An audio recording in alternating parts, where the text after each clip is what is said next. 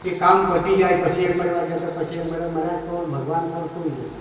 પણ કામ અટકી જાય અને કદાચ વચ્ચે ઉકેટ આવે તે ઉકેટ કાઢવા માટે મારી પાસે આવે અને પછી કંઈક મતલબમાં ના નહીં કરું પણ કદાચ જે કર્મ કર્યું છે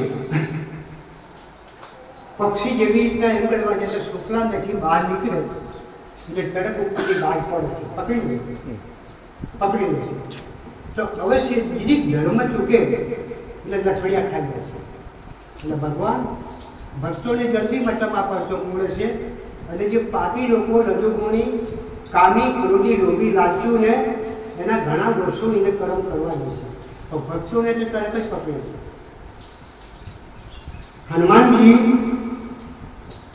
હનુમાનજીને ભગવાને એવું કીધું કે હનુમાનજી અંદર ઋષિ અમુક પર્વત પરથી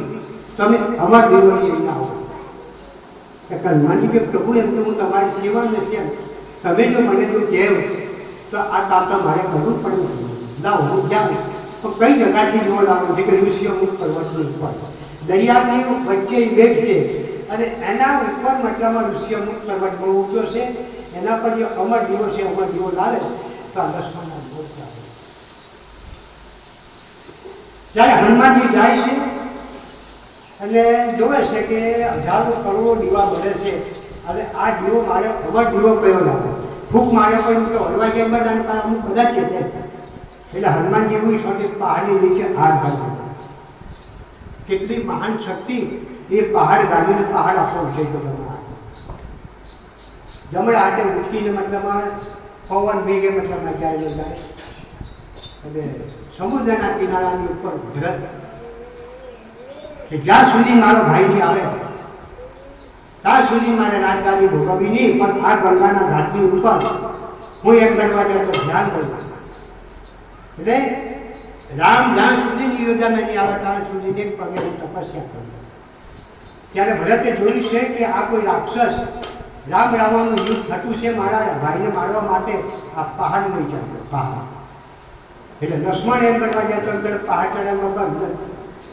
હનુમાનના મનની અંદર એવો ગર્વ થઈ ગયો કે આ સમયે જો કદાચ મુનિ હોત તો રામને લક્ષ્મણનું ફટે રાવણના યુદ્ધની અંદર રામનું ફટે કે અમર જોડે આવતે જો લક્ષ્મણ ચીકતો ફટે નહીં એટલે મારી વિના ચાલતે નહીં એટલે આવું એક શરીરમાં અહંભાવ આવી ગયો હનુમાનનું ત્યારે ભરત ઉઠીને બધા બાણ માર્યું તો એકથી બાણે ઉપરથી મતલબ પહાડને હનુમાનજીને નીચે પાડ્યા